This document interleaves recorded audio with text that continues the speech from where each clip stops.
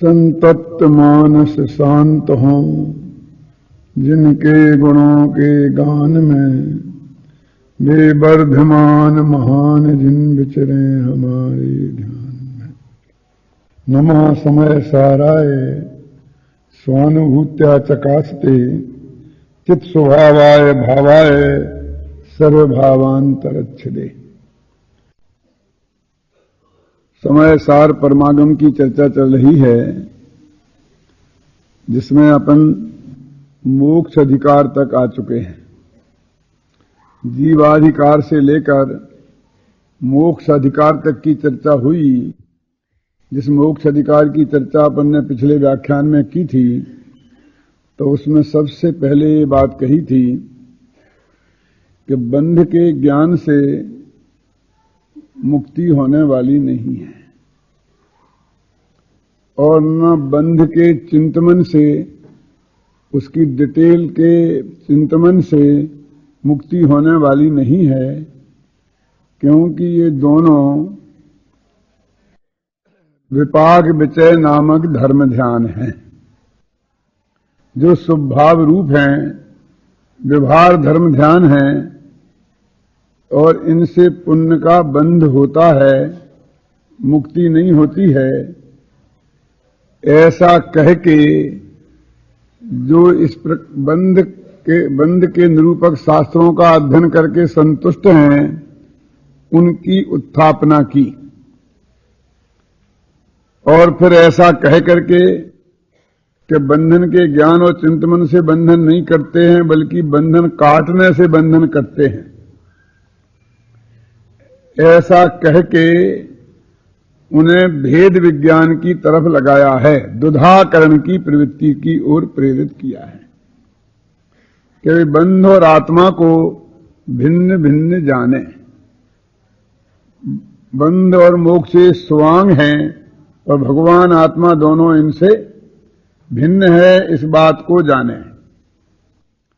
फिर प्रश्न हुआ था कि ये जानने का साधन हमारे पास क्या है, तो कहते प्रज्ञा छेनी ही एक साधन है, और कोई भी साधन नहीं है। इसके पीछे तर्क क्या है कि तर्क यह है कि साधन और साध्य अभिन्न ही होते हैं, तो बाकी जितने क्रियाकांड हैं वे भगवान आत्मा से भिन्न हैं, अभिन्न नहीं हैं। मोह राग देश के भाव हैं, वे भी भगवान आत्मा से भिन्न हैं, अभिन्न नहीं हैं, इसलिए वे निश्चय साधन नहीं हो सकते। और प्रज्ञा है, वो भगवान आत्मा से अभिन्न है। वो दृष्टि के विषय में जो पर्याय से भिन्न की बात करते हैं, वो जुदी बात है। वो प्रज्ञा छेनी अभिन्न साधन है, और उसके द्वारा तू निज आत्मा और बंध आदि पदार्थों को भिन्न जान। फिर उसने कहा, अच्छा हमने जान लिया इससे, अब आप जान कर अब क्या करें? तो उनने कहा था कि जानकर बंध को छोड़ और आत्मा को ग्रहण कर। यहां तक अपन आ गए थे पिछले व्याख्यान में, ख्याल है? बंधे सुए विरज्जति, जो बंध से विरक्त होते हैं ऐसा जानकर और निज आत्मा को ग्रहण करते हैं, वो मुक्ति को प्राप्त करते हैं। तो अब उसके आगे प्रश्न है कि वो आत्मा को ग्रहण कैसे करें। तो उसके लिए गाथा है 297, 297, 296, 7 नहीं, पेज नंबर 468। कह सोद घिप्पदी अप्पा पन्नाये सोदु घिप्प दे अप्पा, जय पन्ना ही विभक्तो तह पन्ना एव घे तब्बो। सीधी सरल गाथा है कि तू उस प्रज्ञा छेनी से ही आत्मा को ग्रहण कर, जिस प्रज्ञा छेनी से तूने आत्मा और बंध को भिन्न भिन्न किया था, अब उसी प्रज्ञा छेनी से तू आत्मा को ग्रहण कर। नीचे लिखा है जही पन्नाई विभक्तो, जिस प्रज्ञा छेनी से तूने विभक्त किया था, तह पन्ना एव घेतव्यो, उसी प्रज्ञा छेनी से तू ग्रहण कर। अपन कोई काम करते हैं ना, जैसे लोहार है, लोहे से उनको पीटता है तो कहते संसी से उठाएं, फिर घन से पीटें, फिर कहते फिर क्या करें, तो अपन हथियार बदलते रहते ना। डॉक्टर ऑपरेशन करता है तो फिर एक कोई छुरी से काटता है, फिर कैंची से चीलता है, फिर उठाता है, हर हथियार बार बार बदलता है ना। तो शिष्य को ऐसा लगा कि अब हमको, जब हमने विभक्त करके दो टुकड़े कर लिए, तो अब ग्रहण करने के लिए कोई दूसरा साधन जुटाना पड़ेगा, अब कोई दूसरा रास्ता अपनाना पड़ेगा, कुछ और करना पड़ेगा। इसलिए आचार्य कहते कि तुम अपने दिमाग में से निकाल दे, बस मुक्ति का मार्ग जहां से शुरू होता है और मोक्ष में हम जहां तक पहुंचते हैं, तब तक वो एक ही साधन है, वो प्रज्ञा छेनी, वो प्रज्ञा ही एकमात्र साधन है, कोई दूसरा साधन नहीं है। कहते जिससे तूने पर और आत्मा को भिन्न किया, तू उसी से आत्मा को ग्रहण भी कर। ग्रहण करने के लिए कोई दूसरे साधन की जरूरत नहीं है। एक गाथा में बहुत ही स्पष्ट तरीके से वो कहा है। वो अपना इसमें कलश भी है ना, जिस क्या देखिए कौन सी गाथा है, 296 है ना, जिस भांति प्रज्ञा छेनी से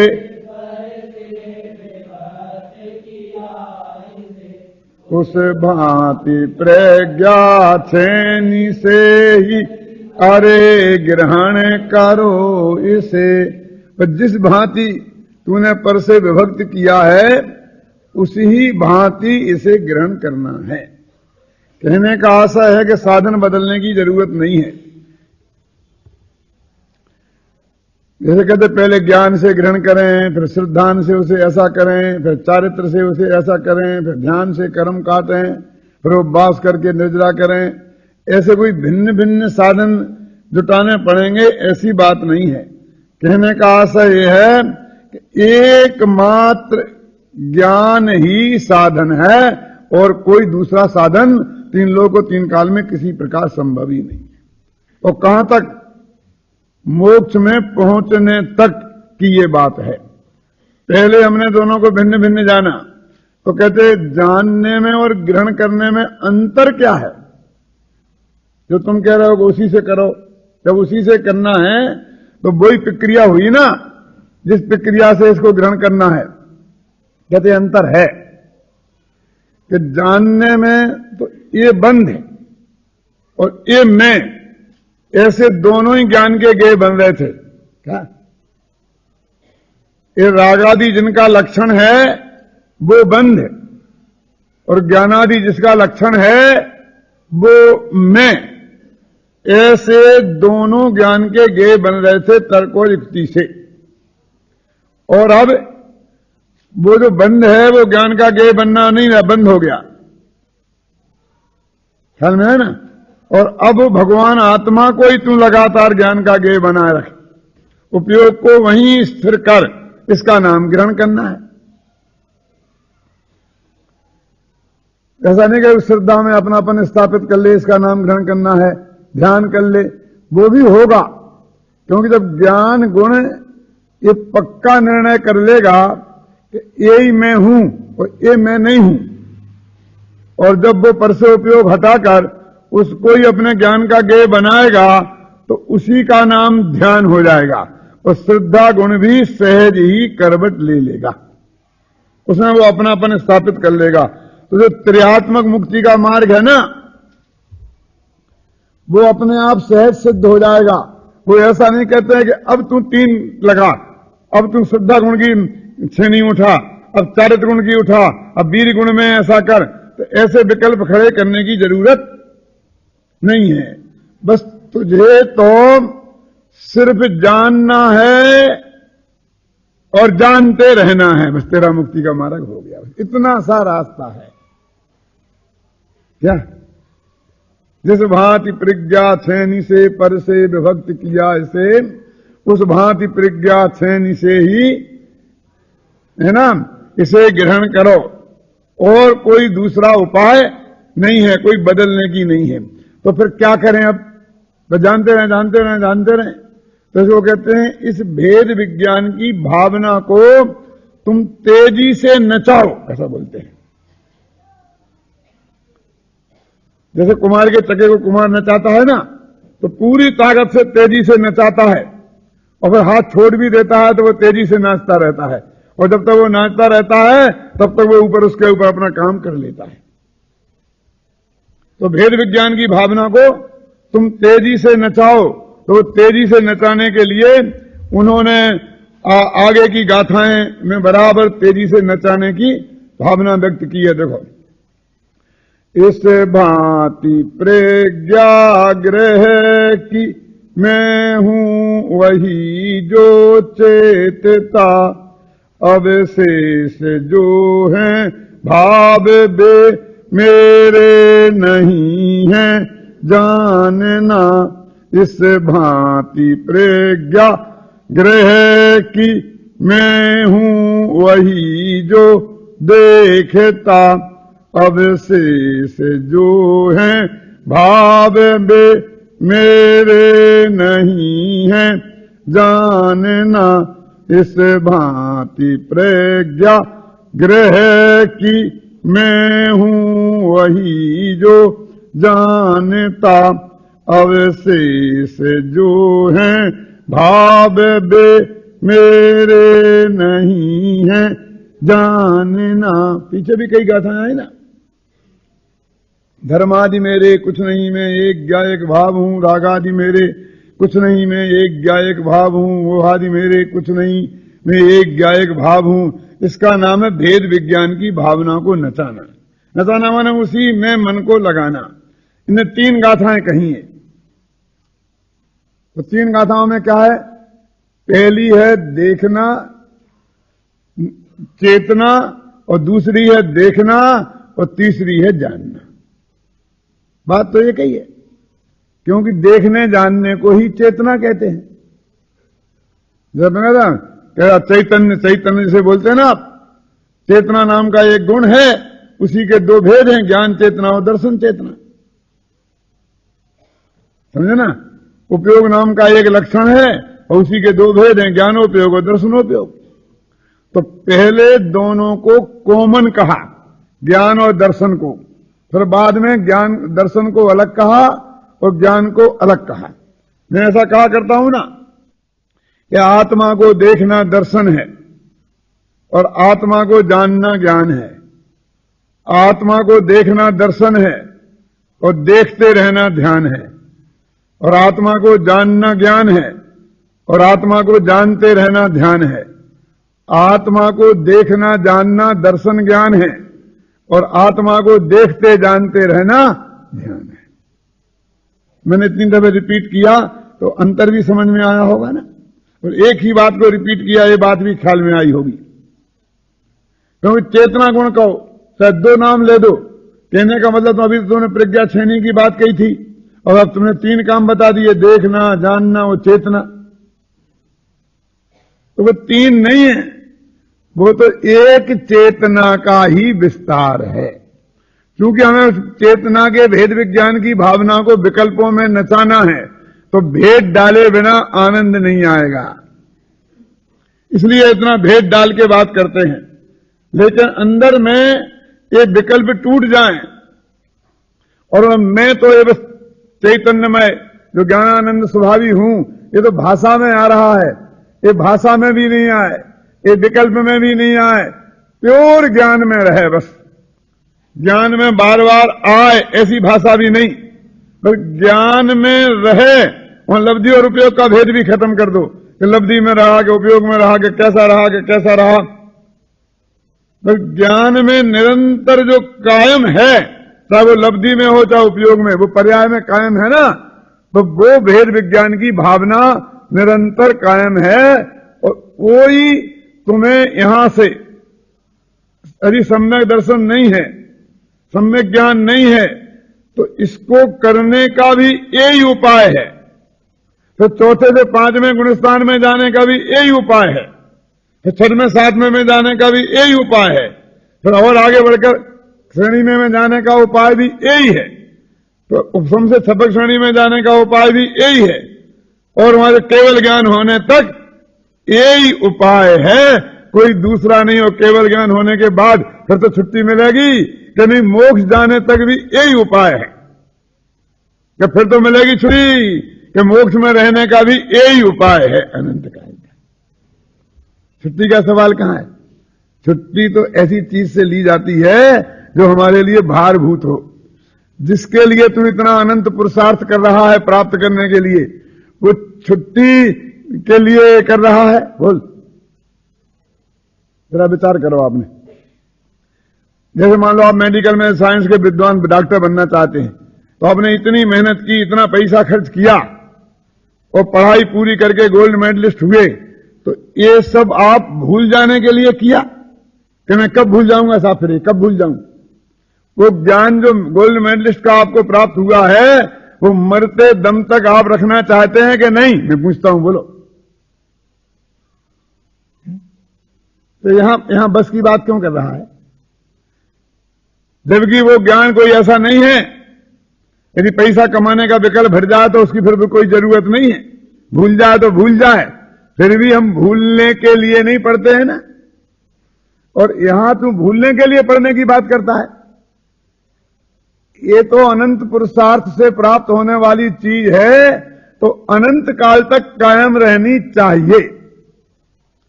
श्रद्धा ज्ञान और चारित्र की जो निर्मल पर्याय प्रकट हुई हैं, वो शुद्ध दशा में अनंत काल तक रहें कि नहीं रहेंगी? रही है अनंता कंत काल यथा तथा सिर परिणय। जैसे मुक्ति होते वक्त तू परिणमित हुआ, तो वैसे ही परिणमित अनंत काल तक रहेगा। उसका नाम मोक्ष है ना? क्यों? तो फिर फंस गए हम अनंत काल को। क्यों? मैं तो पढ़ाई की बात की, कैसा हम साथ बहुत प्रयत्न करके हमने अपनी लड़की की शादी की, मकान बेच के 10 जोड़ी जूता घिस गए, सब कोशिश करके योग्यतम लड़के के साथ। और फिर कोई कहे, वो लड़की कहे कि मेरे को इस लड़के से आप 7 फेरे पढ़ रहे हो, तो कितने दिन उसके साथ रहना पड़ेगा? छुट्टी कब मिलेगी? बोलो, कैसा लगेगा आपको? तो बेटी, अब तो तेरी इस घर से डोली निकली है, अब उस घर से द्वारा अब डोली निकलने का चांस नहीं है। अब तो क्या निकलेगी? अर्थी निकलेगी। बस तुम समझ ले, तब तक तेरे को रहना है। और अगले भव में रहना कि नहीं रहना, तुम अपनी बात सोच लेना। वैसे राजुल तो कहती थी कि 9 भव की लगी है और 9 भव और लगी रहे। हम तो भारतीय संस्कृति में उसकी बात है, मैंने तो बहुत प्रयत्न किया ही है, तकलीफ उठाई है, तेरे अगले भव में तेरे बाप को इतनी तकलीफ नहीं उठानी पड़े। क्यों? और ये सिलेक्शन नहीं करना पड़े, ये सिलेक्टेड ही काम अगले भव में भी तेरे काम आ जाए। भारतीय संस्कृति तो ऐसी है। तू कैसी बात करते? तू इस प्रज्ञा श्रेणी को सारे जगत में भेद कर, त्रिकाली ध्रुव भगवान में आत्मा में ले जाकर, फिर उसमें से कब छुट्टी मिलेगी, ये तेरे बात कहां आएगी? इसलिए मैं ये कहता हूं कि कब तक रहना पड़ेगा, ये प्रश्न तू अभी मत कर। तू एक दफे से प्राप्त कर ले, फिर तू ये प्रश्न करना, फिर हम उसका जवाब देंगे। क्योंकि अभी हम जो जवाब देंगे वो तेरी समझ में नहीं आएगा। जब वो आत्मा की प्राप्ति तेरे को हो जाएगी, तो तेरे को ये प्रश्न खड़ा नहीं होगा कि इसके साथ कब तक रहना पड़ेगा। ये प्रश्न होगा कि ये छूट तो नहीं जाएगा। क्या समझ में आया? मुझे छायक संबंधन चाहिए, 6 उपसम नहीं चाहिए, उपसम नहीं चाहिए। क्यों? कि बेटी अभी तू जिसके साथ शादी कर रही है, कितने साल रहना? पहले 5 साल बाद तो तलाक मिल जाएगा ना। ये प्रश्न, जो शादी हो जाएगी और तू आराम से रहेगी, तो तेरे को ये डर लगेगा कि ये मेरे को तलाक ना दे दे। क्या है ना? अभी ये प्रश्न यहां खड़ा मत कर, क्योंकि अज्ञान की भूमिका में तू ये निर्णय कैसे कर सकता है कि तुझे वहां कितना काल तक रहना है? क्यों? घर से आगे बोलते हो कि वो तोड़मल स्मारक में पढ़ने जा रहे हैं, तो वहां कितने दिन रहना पड़ेगा और कब छुट्टी मिलेगी घर आने की? क्यों? कि बेटा अभी तुम जाओ, फिर इसका निर्णय अभी 5 साल तो रहना है ना, फिर 5 साल बाद करना। तो आधे से ज्यादा तो लौट के घर जाते ही नहीं है। यहीं यहां और यहां नहीं रखे हम, तो यहीं आसपास मंडराते रहते हैं। क्यों? यदि आज जो निर्णय कर रहे हो वो निर्णय उस दिन करते तो क्या होता बोलो? और मां बाप से कहते कि अब हम जा रहे हैं अनंत काल के लिए, अब तुम्हारे पास आएंगे ही नहीं द्वारा, तो मां बाप भेजते क्यों? ऐसा समझ लेना कि मां बाप का साथ अनंत काल तक के लिए छोड़ के यहां आए हो। क्या कह रहे? क्यों? कि तुम इतने धर्मात्मा बन जाओगे, अब दो तो इतने बने नहीं है, अगले भव में साथ कैसे रहने वाला है? समझ? यदि तुम्हारी ये ताकत है कि उन्हें भी इतना ही धर्मात्मा बना लो, तो बहुत बढ़िया बात है, जुदी बात है। क्यों? लेकिन इतने धर्मात्मा तो ये 5 साल के अथक अध्ययन, दिन रात की मेहनत से, क्यों, और इतनी देशना प्राप्त होने से इससे बनता है। कोई जादू का मंत्र थोड़ी है कि तुम अपने पापा पे और मम्मी पे छिड़क दोगे तो बन जाएगा। ये कमाई थोड़ी है कि मैं एफडी अपने नाम से मिटवा कर उसके नाम लिखा दूंगा, रजिस्ट्री मकान की उसके नाम करा दूंगा। एक ज्ञान की रजिस्ट्री थोड़ी ऐसे होती है। क्यों? वो तो रास्ते तो बदल जाने वाले हैं, रास्ते तो साथ में रहने वाले हैं ही नहीं ना, क्योंकि ये मार्ग लौकिक मार्ग तो है ही नहीं, ये तो अलौकिक मार्ग है। एक भाई चला गया मेडिकल में, क्यों? एक चला गया इंजीनियरिंग में, और एक आ गया धर्म पढ़ने। तो अब फिर जाकर हम सब इकट्ठे रहेंगे? छोड़ दो इस बात को, उसी दिन तक अच्छी लगती है। उनको किसी जंगल में रहना पड़ेगा। एक बांध बनेगा ना, तो कहां बनता है बांध? जंगल में। और बांध बन जाता है तो वहां मंगल हो जाता है, वहां भी एक नगर बस जाता है, फिर वो जगह रहने लायक जगह हो जाती है, नल बिजली सब हो जाते हैं, सड़कें हो जाती हैं। तो वो दूसरों के लिए फिर तुम भागो वहां से, फिर दूसरा बांध बनाने के लिए फिर वनवास तुम्हारे लिए, तुम वनवासी रहोगे। और वो डॉक्टर सुबह से शाम तक बीमारों के बीच में रहेगा, रोगियों को ही देखता रहेगा। क्यों? और तुम कहीं त्रिकाली तो भगवान आत्मा के गीत गा रहे होगे, तुम्हारा उनका क्या साथ गया, काम खत्म।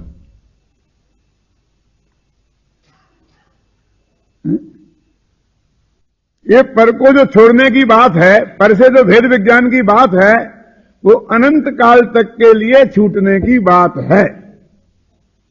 लेकिन वे उस समय कहने की बात नहीं है, क्योंकि उस समय ये कह दो तो वे उस समय भी नहीं छूट पाओगे।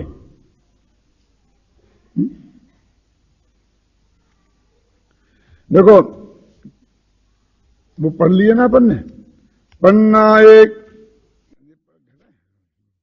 ये भाव मेरे नहीं है। ये भेद विज्ञान की भावना को जो 4 गाथाएं अपन ने पढ़ी थी वो इसमें है प्राकृत भाषा में, और इनसे वो इस तरह से कहते भावना को नचाते नचाते नचाते नचाते हैं। जब वो इतना सबल हो जाए वो भावना कि समझ लोगे संसार में रखने की रहने की भावना से ही मुक्त हो जाए,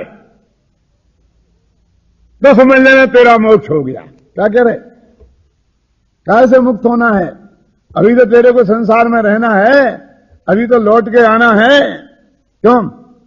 वास्तव में ये स्थिति तो ऐसी है कि एक भिखारी को राजा बना दिया गया। पहले के जमाने में होता था ना कि राजा का कोई उत्तराधिकारी हो नहीं, राजा किसी को गोद लिए बिना ही मर जाए, तो अब क्या करें?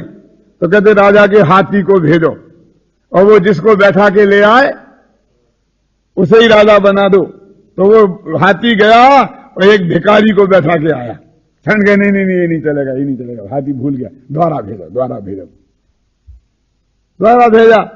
तो फिर उसी को उठा लाया, तो फिर रिजेक्ट किया कि नहीं नहीं, उस आदमी को छिपा दो कहीं, फिर भेजो, फिर भेजा। तो ढूंढ ढांड के वो जब तक किसी को लाया ही नहीं, जब वो दिखा तब उसी को बैठा के लाया कि अब तो इसे ही राजा बनाना पड़ेगा, कि चल तेरे को राजा बनाएंगे।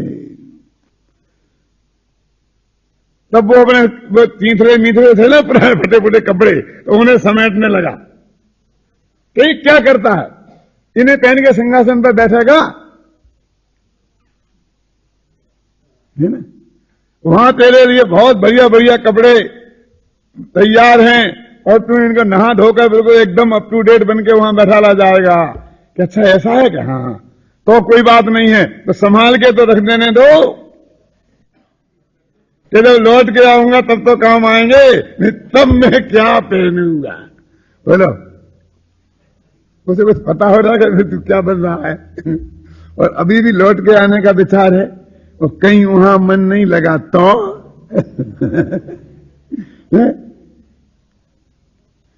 ऐसा विकल्प भी अब सगुन का विकल्प है ना, ऐसा विकल्प आना चाहिए, और आवे तो समझ लेना वो क्या है। तो ऐसे ही तुम उन गूदड़ियों में से निकल करके चक्रवर्ती सम्राट बनने जा रहे हो, समझ लो आप, तुम और हम सब जो भी इस क्षेत्र में आया है। ये मार्ग तो भाई इसी का है, इसको तुम छोटी बात नहीं समझना। आचार्य कह रहे ना, ये मोक्षाधिकार है। मोक्षाधिकार में क्या बात करेंगे, ये आगे ऐसी गाथा टीका है, मैं यह मोक्षाधिकारी, है ना, 200वीं गाथा प्रवचन सार की है ना, उसकी टीका में अम्बेडकर ऐसा लिखते हैं, मैं यह मोक्षाधिकारी। यहां से शुरू करते हैं, मैं मोक्षाधिकारी हूं। कौन है तुमको, मैं मोक्षाधिकारी हूं। तो ये मोक्षाधिकार है। कौन सा अधिकार है,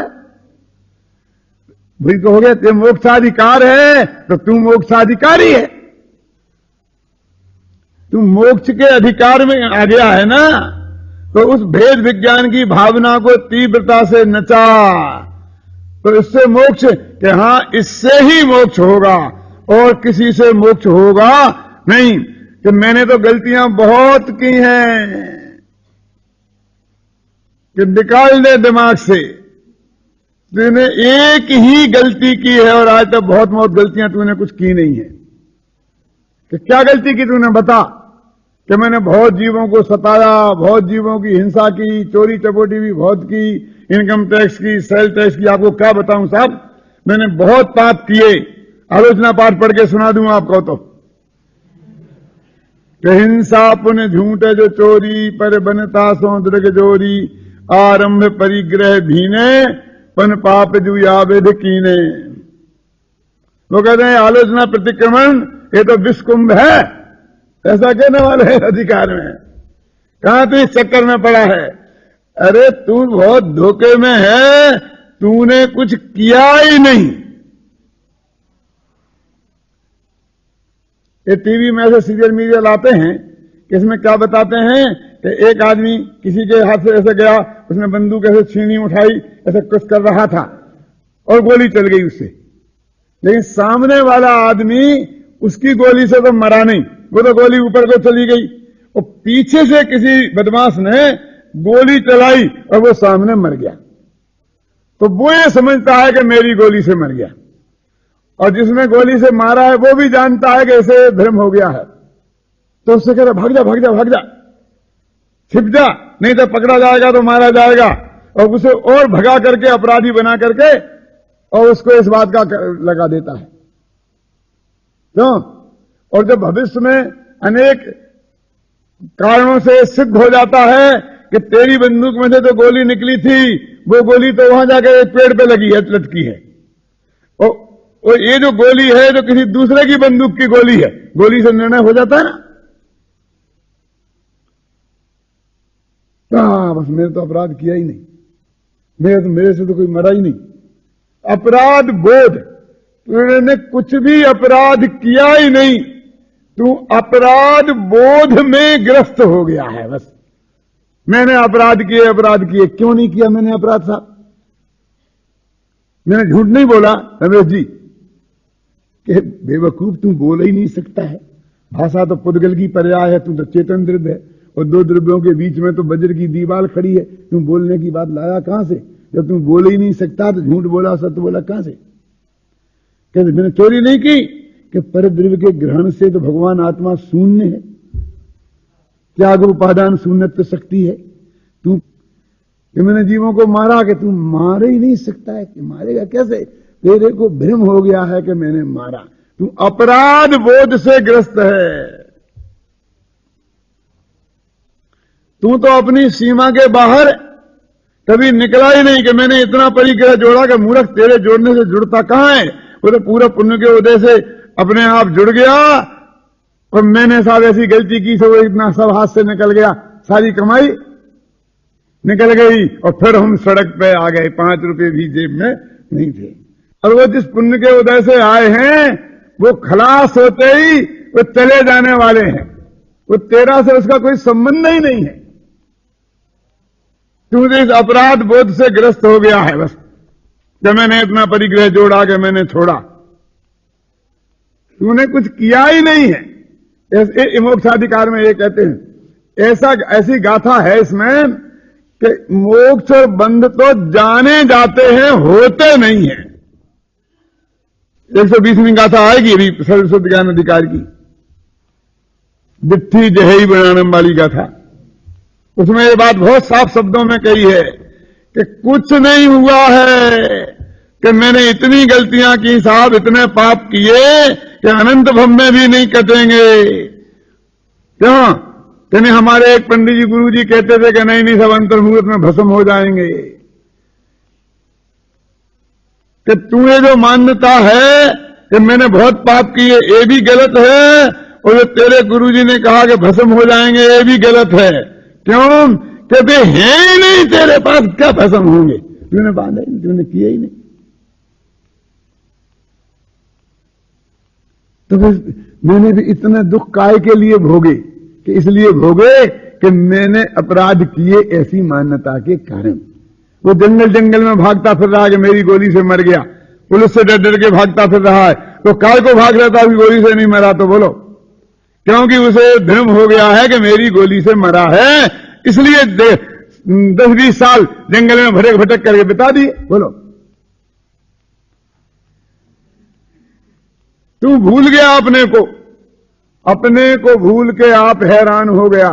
वास्तव में तेरे से भूल हुई है तो वो सिर्फ एक ही हुई है कि तूने पर से भिन्न अपने को नहीं जाना, बस इसके अलावा कोई दूसरी भूल हुई ही नहीं है। क्यों? कि इतनी सी जरा सी गलती, कोई इतना दंड, ककड़ी के चोर को कटार मारने जैसी सजा नहीं हुई? कि नहीं भाई साहब, तूने अपनी इस झूठी मान्यता के कारण अनंत पर पदार्थों का मालिक बना, अधिकार जमाया। ख्याल में आया ना? इतनी सी बात के कारण, और तूने उसमें सब कुछ करने का प्रयत्न किया और उसमें कुछ हुआ नहीं, तेरे प्रयत्न निष्फल गए, यही अनंत दुख है। और कदाचित कभी कोई पुण्य का योग ऐसा आ गया और कुछ अनुकूल हो गया तो बस मैं चौड़ा और बाजार सकड़ा हो गया, मैंने ये किया, मैंने ये किया, मैंने ये किया, कुछ हुआ नहीं है। इसलिए इसमें एक गाथा है कि अपराध माने क्या? गाथा है, ये शब्द हैं, संसिद्धि, राध, साधित, ये सब आत्मा के नाम हैं। ये अपराध ये क्या है? अपगत राधा, इसे अपराधा। राध माने आत्मा, और तूने उस आत्मा को नहीं जाना, नहीं माना, उसे निज, बस इसी का नाम अपराध है। इतना ही अपराध हुआ। ये जो अपन राधा बोलते ना, राधा उनके यहां वो भी आत्मा के ही अर्थ में है। वो आत्मा को स्त्रीलिंग में प्रयोग करते ना, मेरी आत्मा में ऐसी है, मेरी आत्मा ऐसी है, मेरा आत्मा ऐसा है, कोई नहीं बोलता। क्यों? मेरी आत्मा शुद्ध है, बुद्ध है, निरंजन है, निराकार है, ज्ञानानंद स्वभावी है।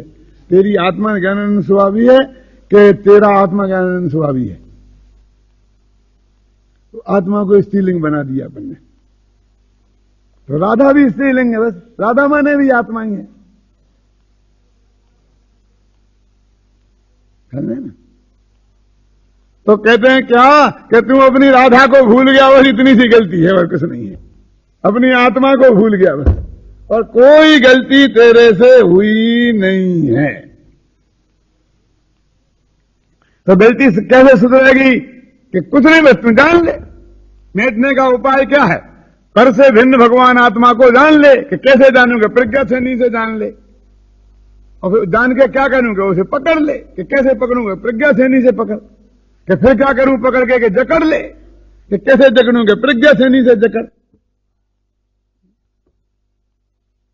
क्या उसी में जम जा, उसी में रम जा। कि कैसे जमूं? कि कैसे रमूं? कि उसे जानते रहे, इसी का नाम जमना रमना है। और क्या करना है? कोई दूसरा काम करना ही नहीं है, बस एक ही काम, और वो तेरी पर्याय है। अभी इसको यहां अलग कर दें तो फिर पराधीन हो जाती है वो। इसलिए यहां प्रज्ञा श्रेणी को वर्णादि और रागादि में शामिल नहीं किया। सब मुमुक्षुओं ने ये तो बहुत सुना, केवल ज्ञान से भी भिन्न, केवल ज्ञान से भी भिन्न, लेकिन कहीं एक रागादि के समान इसको भिन्न नहीं करना, थोड़ा अलग बचा के रखना, ये इसमें बात ये है। और ये बात आप गहराई से पढ़ना समय सार को, कदम कदम पर मिलेगी, यहां भी मिलेगी और आगे चल करके सर्वशुद्ध ज्ञान अधिकार में भी मिलेगी। क्या मोहनलाल जी, आज तक जो समझा था उससे कुछ अलग लग रहा है ना? ऐसी बात है। ये कह रहे देखो, सर्वशुद्ध ज्ञान अधिकार में तो यहां से शुरू किया है, उसके साथ तेरा तादात्म्य संबंध है। पहली गाथा सर्वशुद्ध ज्ञान अधिकार की यहां से शुरू होती है। पहली गाथा पढ़ो सर्वशुद्ध ज्ञान अधिकार की। हो गया है तो मोक्षाधिकार। तो देखो सर्वशुद्ध ज्ञान अधिकार की गाथा पढ़ो, पहली कहां से शुरू करते हैं वो बात। दवियम जम उपजई गुणे ही तम ते ही जानसु अनन्यम जय कणगादि हेदु पज्जये हिम कणकम अनन्य में जीवासा जीवस्य दुजे परिणामा दुदेशदा सुत्ते तम जीव अजीवम बा ते ही अनन्यम विजाने ही। क्या कहते हैं कि जो द्रव्य है वो अपने गुणों में उत्पन्न होता हुआ उन गुणों से उसे अनन्य जानो। क्या कह रहे? गुण शतक में अपन ने 5 गाथाएं लिखी ना। द्रव्य पर्याय से अनन्य है, द्रव्य गुण से अनन्य है ना? क्या है बोलो? पर्याय बिन न द्रव्य बिन पर्याय ही दोनों अनन्य।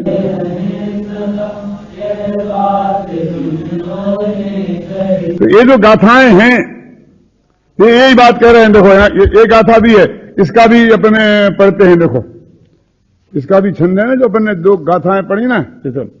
है जगत में कटकादि गहनों से सुवर्ण अनन्य ज्यों त्यों गुणों में जो द्रव्य उपजे उनसे जान अनन्य त्यों जीव और अजीव के परिणाम जो जिन बर कहे वे जीव और अजीव जानो अनन्य उन परिणाम से। सर्वशुद्ध ज्ञान अधिकार की पहली गाथाएं हैं, माथे पर लिखी हैं। सबसे श्रेष्ठ अधिकार सर्वशुद्ध ज्ञान। वो सर्वशुद्ध ज्ञान में कहां से शुरू करते हैं कि जो द्रव्य है वो अपनी पर्यायों में उत्पन्न होता है और उस द्रव्य को तुम अपनी उन पर्यायों से अनन्य जानो। ऐसा लिखा है ना? कितना स्पष्ट शब्दों में लिखा। और ये गाथाएं वही गाथाएं हैं कि जिन गाथाओं में से गुरुदेव श्री ने क्रमबद्ध पर्याय निकाली। इन्हीं गाथाओं की वो टीका है जिसकी पहली पंक्ति ये है कि जीवो ही तावत कृमनीयमात परिणामय उत्पद्यमानो जीवा एव अजीवोपि कृमनीयमात परिणामय उत्पद्यमानो अजीवा एव, कि जीव अपने कृमि नियमित परिणामों से उत्पन्न होता हुआ जीव ही है, अजीव नहीं। ये भेद विज्ञान की पराकाष्ठा है, वो कहते हैं। भिन्न जानों की बात थी ना, और अजीब भी अपने कृमि नियमित परिणामों से उत्पन्न होता हुआ अजीब ही है, जीव नहीं। और इसके बाद जो थीम है वो बहुत लंबी दूर तक सर्वशुद्ध अधिकार में इस लाइन पर चली गई कि प्रत्येक द्रव्य अपनी पर्यायों का कर्ता है, अन्य का कर्ता नहीं। इति अकर्ता अवितिष्ठते, इस प्रकार यह आत्मा अकर्ता सिद्ध हुआ। अपनी पर्यायों का कर्ता है, समझे ना? क्योंकि अपनी पर्यायों का कर्ता नहीं होगा तो अपनी पर्यायों का कर्ता फिर कोई दूसरा होगा, तो फिर तो महा संकट खड़ा हो जाएगा। क्योंकि एक द्रव्य का कर्ता दूसरा द्रव्य खड़ा हो जाएगा। जो कर्ता के अधिकार में डंके की चोट ये बात हम कह के आए हैं, कौन सी? कि एक द्रव्य दूसरे द्रव्य के अधीन है ही नहीं। बोलो क्या करना? यहां से शुरू किया। बहुत से लोग कहते हैं कि इन गाथाओं का आप ऐसा अर्थ करते हैं, क्रमबद्ध पर्याय निकालते हैं। अरे इसमें तो ये लिखा है कि जीवो जीव, जीव जीव ही है, अजीब नहीं। क्या जीवो ही तावत कृमिनियमात्म परिणामयी रुतपद्ध मानो जीवा एव नो अजीवा। ये तो जीव जीव नहीं है, अजीब है। तो अजीब से भेद विज्ञान कराया है। इसमें ऐसी बात कहां है कि पर्यायें क्रमबद्ध होती हैं? लेकिन मालूम हुआ क्या अर्थ है वास्तविक? कि जब जीव बदलता है, क्या नहीं बदलता? तो कभी नहीं बदलता। बदल के अजीब नहीं होता, इसके लिए कहते वो कभी नहीं बदलता। अनादिकाल से अनंत काल तक कितना ही कर्मों के बीच में रहे, कितना ही पाप करे, निगोद में रहना पड़े, नरक में रहना पड़े, तो भी जीव कभी अजीब नहीं होगा। तो पलटता ही नहीं है, वो बदलता नहीं है। कि कौन कहता नहीं बदलता है? एक समय भी ऐसा नहीं होता है कि वो बदले नहीं। तो क्या कह रहे? प्रति समय बदल करके भी कभी नहीं बदलता। कि क्या बात कर रहे हो? एक क्षण में कहते हो बदलता है, एक क्षण में कहते हो नहीं बदलता। एक क्षण में कहते कभी नहीं बदलता, और एक क्षण में कहते हो कि प्रति समय बदलता है। तो कहते भाई हम जब बदलने की बात कहते हैं तो अपने पर्यायों में जो परिवर्तन होता है उसकी बात करते हैं, और जब नहीं बदलने की बात करते हैं तब हम द्रव्य स्वभाव की बात करते हैं कि द्रव्य का स्वभाव जीव माने जीवन है, चेतन है, तो बदल के अजीब नहीं होता। ऐसा नहीं है कि बदलता तो है और बदल के धीरे धीरे अजीब हो जाए, ऐसा नहीं होता। क्या? बदल के वो अजीब नहीं होता, इसलिए ये बात कही। तो फिर कहते बदलता तो है, कि हां बदलता है, तो फिर बदलता तो किसी दूसरे के ही कारण होगा। तो उसने उसको बदल दिया कि नहीं, यहां दो द्रव्यों के बीच में वज्र की दीवार खड़ी करनी है, तो फिर कोई दूसरे के कारण नहीं बदलता, निमित्त के कारण नहीं बदलता। तो बदलता है तो कैसे बदलता है? तो कहते हैं कि वो स्वयं बदलता है। तो स्वयं बदलता है तो किस पर्याय रूप पर्ण में? तो कहते हैं कि वो क्रम से बदलता है। कि कौन सा क्रम? कि हरेक जीव का एक सुनिश्चित क्रम है अनादि से अनंत काल तक, उस नियमित क्रम से वो पलटता है। इस तरह इसमें से क्रमबद्ध पर्याय आई कि पलटना और नहीं पलटने का चक्कर है। कि ऐसा नहीं पलटता कि जीव पलट के धर्म हो जाए, अधर्म हो जाए, काल हो जाए, ख्याल में है ना। और एक समय भी पलटे बिना रहता नहीं। तो फिर मोक्ष में नरक में जाएगा कि स्वर्ग में? बोलो ये जीव क्या पाप करेगा, खोटी संगति में पड़ेगा, तो नरक जाएगा, अच्छी संगति में पड़ेगा तो स्वर्ग जाएगा।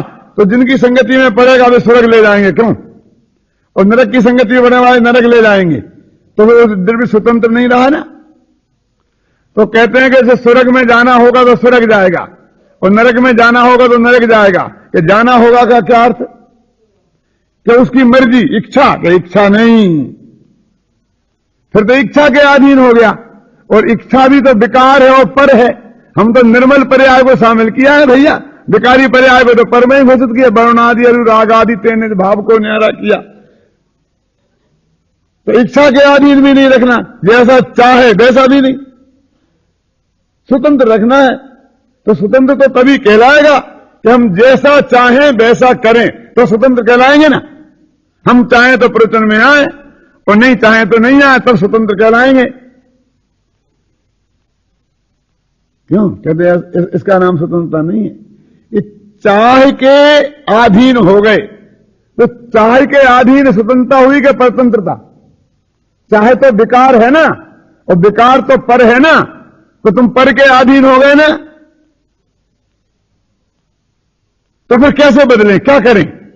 कि तुमने चिंता मत करो, अनंत काल पहले से ही ये सुनिश्चित एक क्रम है, उस क्रम के अनुसार ही तुम में प्रति समय परिवर्तन होगा।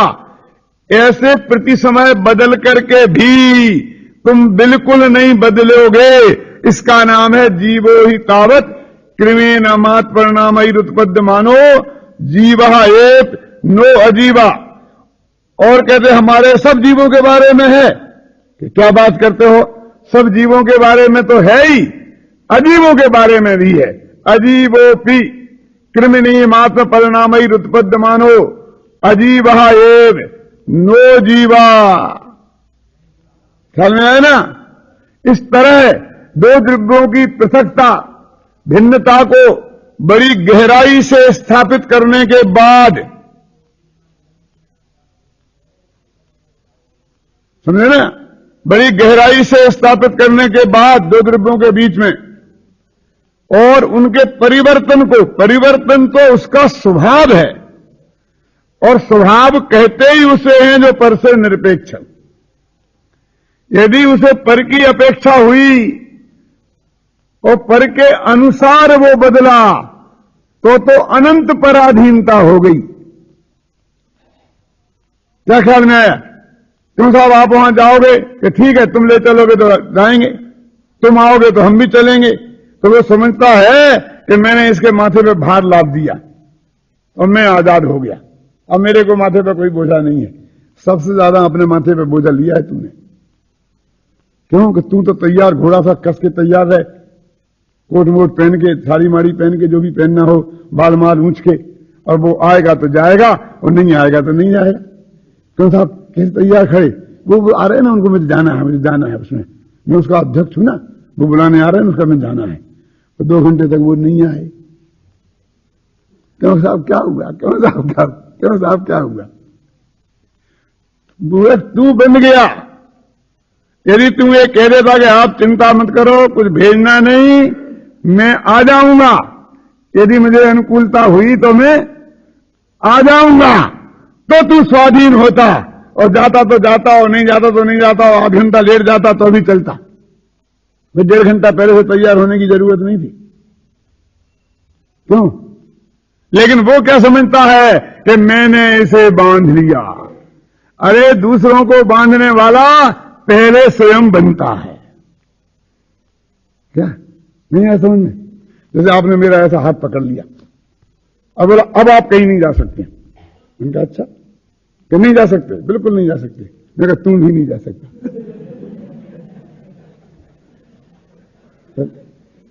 उसने मेरे को पकड़ के मुझको रोका है कि स्वयं भी रुका के नहीं रुका। कब तक? जब तक वो मुझे रोके रहेगा तब तक उसे रोकना अनिवार्य है। और मैं कहता हूं कि मुझे तो कहीं जाना ही नहीं है, पकड़ के।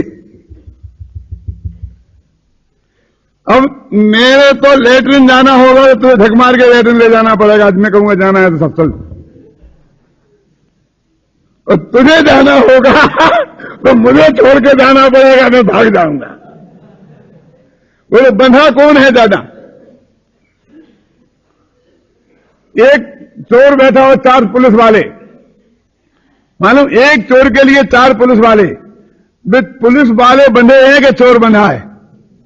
दिखता है जगत को चोर बंधा है, और बंधे होते हैं पुलिस वाले। क्यों?